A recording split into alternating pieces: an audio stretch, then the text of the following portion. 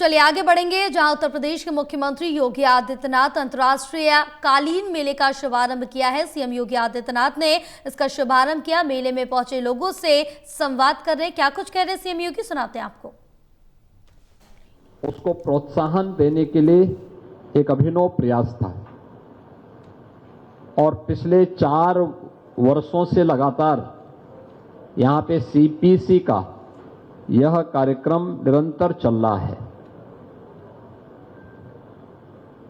आप लगातार देख रहे होंगे कि फॉरेन बायर्स लगातार आपके इस सीपीसी से जुड़े हुए कार्यक्रम में सहभागी बनते हैं। टैरिफ यूएस ने लगाया है, एक देश ने, लेकिन आपको यह भी मालूम होना चाहिए कि इसी को ध्यान में रख करके भारत सरकार ने अभी हाल ही में जीएसटी रिफॉर्म के माध्यम से बहुत सारे सेक्टर में रियायत दी है। एफटीए के माध्यम से यूएई के साथ, यूके जैसे देशों, यूके के साथ और दुनिया के अन्य तमाम देशों के साथ हमारे जो एग्रीमेंट हो रहे हैं, या आपको वहां पे फ्री एग्रीमेंट करने के लिए एक नया प्रोत्साहन भी है प्रधानमंत्री मोदी जी के द्वारा। हम लोगों ने टैरिफ की चुनौती का सामना करने के लिए स्वयं एक हाई लेवल कमेटी गठित की है और मुझे लगता है कि उसमें कोई ना कोई रास्ता निकलेगा। राज्य सरकार ने भी इस मामले में लगातार भारत सरकार के संपर्क में भी है और अपने स्तर पर भी हम लोग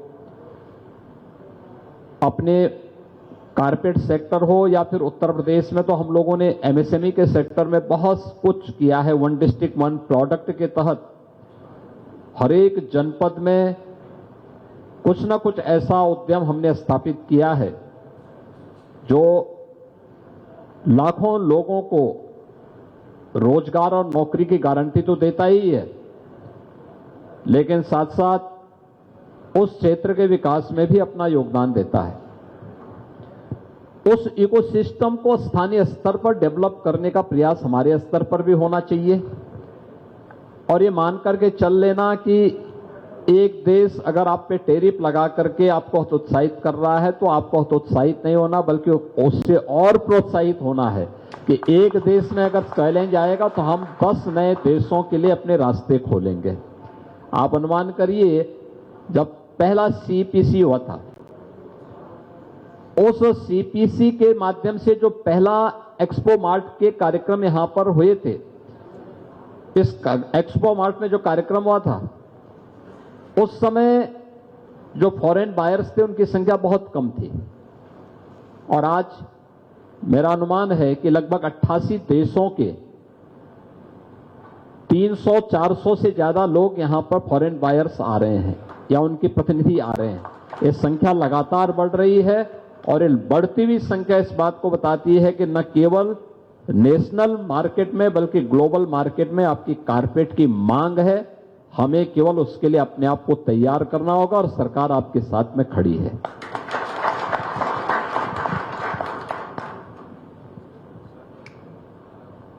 अगले आदरणीय श्री पीयूष जी।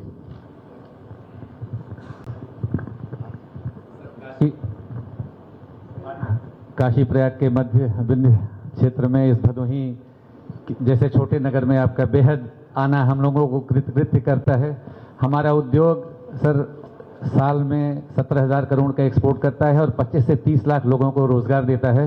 और जब हमारे देश में सुई नहीं बनती थी, आज़ादी के पहले से कालीन का निर्माण होता चला रहा है। इनमें कोई मशीनरी और उसका उपयोग नहीं है, तो और निरंतर प्रगति पे रहा है सरकार के सहयोग से। आपका आना ही हमारे लिए बहुत उत्साहवर्धक है। कम से कम इसकी जो प्रक्रियाएं हैं 28 से 30 प्रक्रियाओं से गुजर कर एक कालीन बनता है और सब जो लोग गांव में काम करते हैं बिना किसी समय के दबाव के एक तरह से आर्थिक स्वावलंबन महिलाओं को सबको प्रदान करता है। अपने घरों पे अपने सुविधा के हिसाब से घंटों से काम करते हैं। बस आपकी कृपा दृष्टि रही तो ये उद्योग ऐसे ही फल फूल करते। यही तो हमारी ताकत है। और देखिए, इसमें हम 2 चीजें यहां पे करने जा रहे हैं। भदोही के कारपेट क्लस्टर को डेवलप करने के लिए और मजबूती देने के लिए वाराणसी मिर्जापुर एक डेवलपमेंट रीजन को भी हम लोग आगे बढ़ा रहे हैं।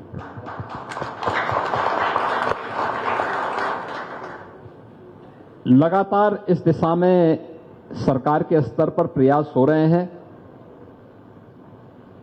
इसके अलावा यह हमारी सबसे बड़ी ताकत है, जो मैंने पहले भी कहा कि 17 के पहले या 14 के पहले ये सब उद्योग लगभग मृत प्राय सा हो गया था। 14 के बाद प्रधानमंत्री मोदी जी ने उसमें ताकत देकर के उसे आगे बढ़ाने का प्रयास किया और 17 में जब प्रदेश में हमारी सरकार बनी तो हम लोगों ने 1 डिस्ट्रिक्ट 1 प्रोडक्ट के तहत भदोई के लिए तो कालीन को ही, हमने कारपेट को ही यहां का प्रोडक्ट घोषित किया था। इसके अलावा उत्तर प्रदेश के 75 डिस्ट्रिक्ट हैं, सभी जिले के लिए एक एक प्रोडक्ट को हम लोगों ने वहां के लिए चिन्हित किया और 1 डिस्ट्रिक्ट 1 प्रोडक्ट को न केवल ब्रांडिंग की बल्कि उसको डिजाइन के साथ, पैकेजिंग के साथ, मार्केट के साथ जोड़ने के लिए भी अपने स्तर पर प्रयास किए। आज परिणाम है कि अकेले उत्तर प्रदेश 2 लाख करोड़ रुपए से अधिक के प्रोडक्ट को यहां से एक्सपोर्ट करता है। पूरे प्रदेश भर से हम एक्सपोर्ट करते हैं, जो पहले 17 के पहले उत्तर प्रदेश जैसे राज्य के लिए एक सपना था, आज वो हकीकत है। और मैं इस बात को कह सकता हूं कि हमारे सामने बहुत सारी चुनौतियां आएंगी, लेकिन उन्हीं चुनौतियों से हमें रास्ता निकालना है। और मेरा मानना है कि कारपेट उद्योग और सिल्क क्लस्टर के रूप में जो ये वाराणसी मिर्जापुर जोन जाना जाता है, एक कारपेट और सिल्क क्लस्टर को आगे बढ़ाने में सरकार पूरी तरह प्रतिबद्ध है और इसको आगे बढ़ाने में हर प्रकार का सहयोग करेगी। बहुत बहुत धन्यवाद माननीय मुख्यमंत्री जी। और अगला नाम आदरणीय अफशान जी, आलोक अफशान नसीम अंसारी साहब। नहीं है, आप बोल दीजिए, अपना नाम बता दीजिए। पूज्य महाराज श्री आलोक बर्नवाल, कालीन निर्यातक हूं। आपके सम्मुख एक बात रखना चाहता था महाराज जी। ब्रेन ड्रेन हमारे देश की एक बहुत बड़ी विषम परिस्थिति रही है। विगत कई वर्षों में हमारे विद्वत जन अमेरिका और अन्य यूरोपीय देश में जाते रहे हैं। आज इमिग्रेशन की जो स्थिति है आप देख रहे हैं कैसे वापस भेजा जा रहा है। इसी तरह हमारे क्षेत्र का जो है संबल था श्रम शक्ति, और श्रम का पलायन शहरों की तरफ बड़ी तेजी से विगत 10 वर्षों में हमारे प्रदेश से, हमारे क्षेत्र से हुआ है। लगभग 200 किलोमीटर के दायरे में कालीन और दरियों की बुनाई का कार्य हमारे उद्योग के द्वारा होता था, जो कि बहुत ही सीमित हो गया है। और आने वाले समय में ऐसा प्रतीत होता है कि बुनकरों की कमी की वजह से क्षेत्र हमारा ये उद्योग जो है निश्चित रूप से नीचे की तरफ अग्रसर हो रहा है। तो मेरा सुझाव है आपसे कि महिला शक्ति एक ऐसी है जो कि गांव में, घरों में रहेगी। पुरुषों के पास तमाम विकल्प हैं, वो बाहर चले जाएंगे, घर में भी रह के बाहर के कार्य कर लेंगे, लेकिन महिलाएं तो घर में रहेंगी, कुछ कृषि का कार्य करेंगी, बाकी अपने घर में। तो इस उद्योग को विशेष रूप से महिलाओं के साथ जोड़ने का उपक्रम किया जाए, ताकि महिलाएं घर में तो रहें ही, आर्थिक रूप से संबल भी बने और हमारा उद्योग जो कि एक हेरिटेज है, कई वर्षों की हमारी थाती है, ये जीवित रहे। यही सुझाव है सर। धन्यवाद जी आपको। बहुत बहुत धन्यवाद। ये अंतिम वक्ता थे।